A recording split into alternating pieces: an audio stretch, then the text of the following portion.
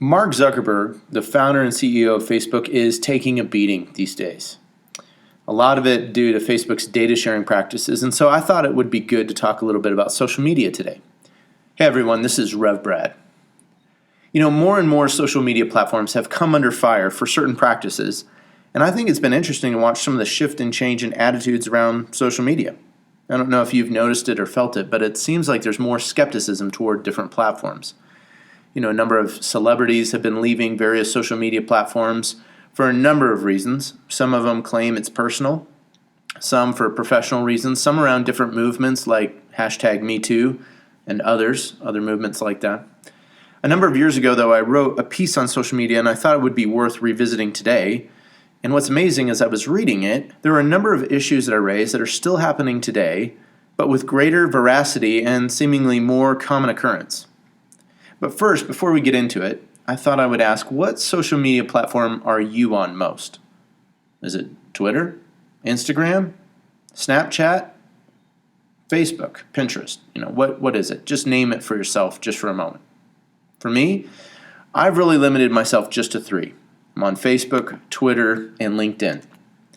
The phrase social media started to be used right around 2004. So it's been with us for a while, and for some of you listening, maybe for most of, if not all of your life.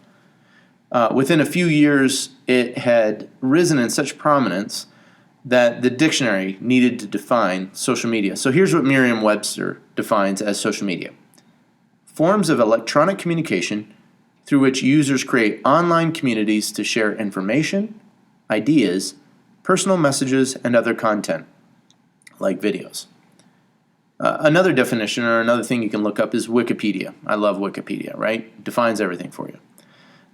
Social media are media for social interaction using highly accessible and scalable publishing techniques. So there's 2 definitions for you. Contained within those 2 definitions are a couple interesting words that I just want to focus some attention on today. Those words are social interaction, community, sharing, and personal.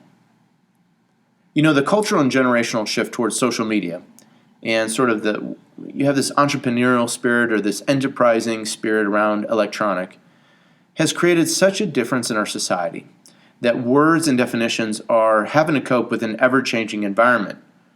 For example, the word personal. What does personal really mean today, and how does that fit into our lives?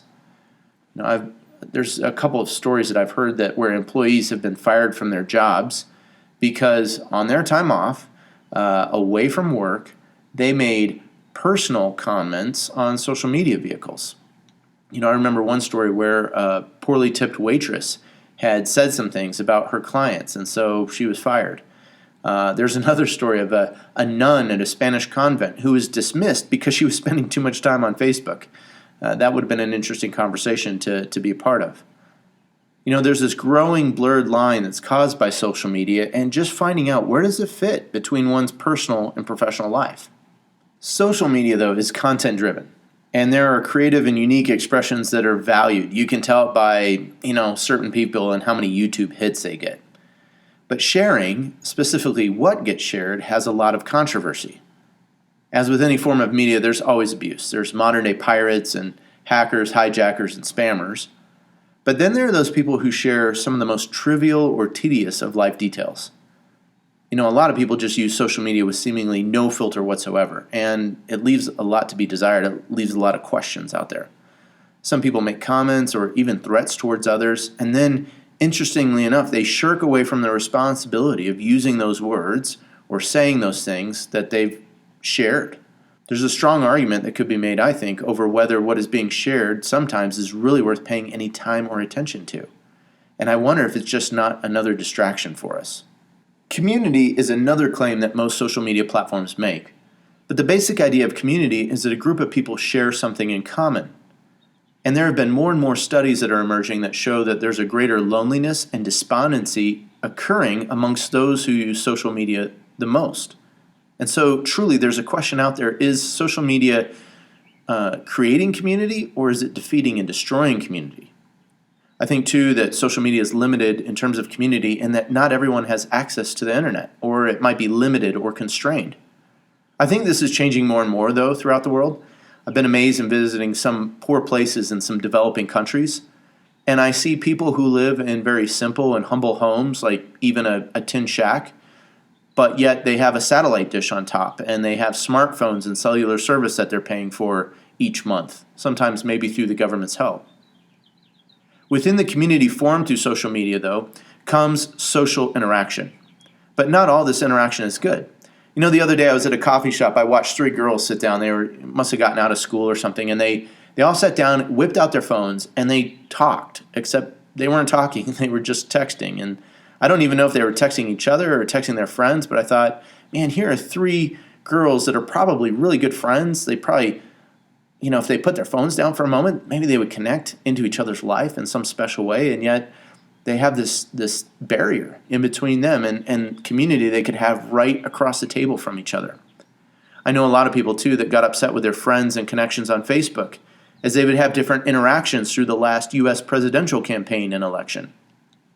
Our social interactions that we have through social media are becoming less social and less interactive because oftentimes we just walk away in frustration and anger. So what? What does all this mean? I mean, am I just making some apocalyptic doomsday prophecy rant about the end of the world? Should we abandon all our beloved Androids and iPhones? Should we forever unplug from the electronic world? Well, I want to offer three thoughts for further reflection.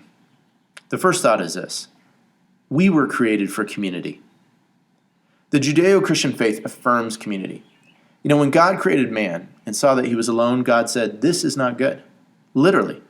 There weren't too many things that weren't good about God's creation, but God saw that man's loneliness was one of them. And so I think that there's definitely a part of us that from the very beginning has needed and desired and does better when we experience and have community.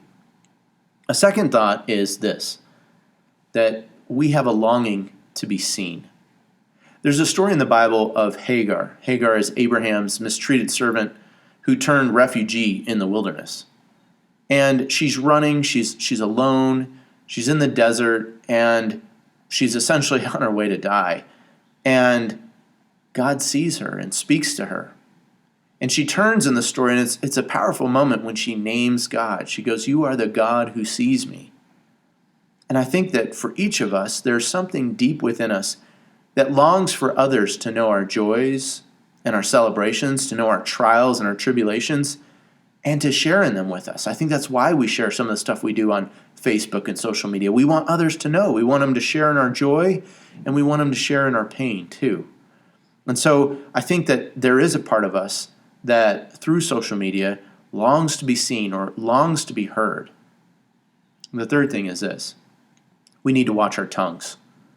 There's several times in Scripture that warns us against controlling the tongue and how difficult it is and watching what we say. The Apostle James has some strong words. He says this: the tongue is a fire. The tongue sets the whole course of life on fire. It's a deadly poison.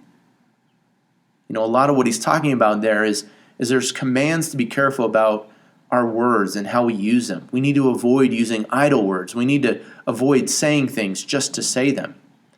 A lot of faith traditions restrict using names, especially of deities, in vain, and it's the same with the Christian faith as well. It forbids using God's name in vain. And there's other parts and places in us where we just have to be careful of what we say and what we put out there. So if social media is designed to connect us more to one another, and it does do this, though the quality might be debated, and if social media is designed to give everyone a voice, though we can debate whether some have a voice and whether others should have a voice, I think the question remains, is social media something that we ought to embrace, or is it this maniacal monster that we ought to restrain or even cut off or destroy? Well, I want to offer one simple solution. I think we should look at the life and example of Jesus. Jesus was a storyteller. He used the medium of the day. He used parables to communicate and convey the message of God's truth and love, about God's kingdom. And in all of this, Jesus didn't allow the medium to master him. No, he was the master of the medium. He was really careful with his words. He was appropriate with the timing. He understood the audience and the people that were listening.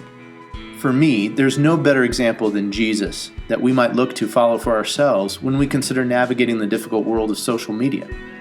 And by reflecting and looking at Jesus' life, by learning and understanding the words and messages and how he conveyed them, we will better use the tools and the platforms of our day to communicate messages of truth and love, of hope and mercy and grace. Well, I hope you'll spend some time looking at Jesus' life and comparing how you communicate and interact with others today. This is Rev, coming to you from the Touchline.